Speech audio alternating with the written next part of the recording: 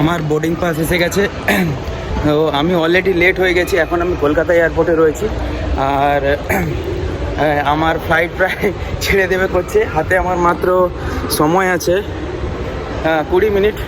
তো আমাকে তাড়াতাড়ি ক্যাচ করতে হবে ফ্লাইট, প্রায় বোর্ডিং ক্লোজ হয়ে যাওয়ার পথে। তাড়াতাড়ি আমাকে বেরোতে হবে এক্ষুনি।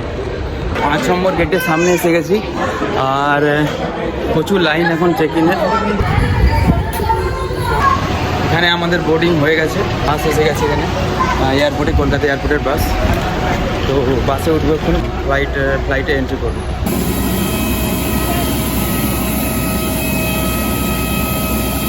কলকাতা এয়ারপোর্টে এয়ার এশিয়া যে প্লেন, এই প্লেনে আমি প্রথমবার আমার ফ্লাইট এক্সপিরিয়েন্স হবে। প্লেনটা খুবই ছোট, অন্যান্য কাতার এয়ারওয়েজ বা এয়ার ইন্ডিয়ার মতোই নয়, অনেকটা ছোট। তো আমি এখনই এন্ট্রি করবো।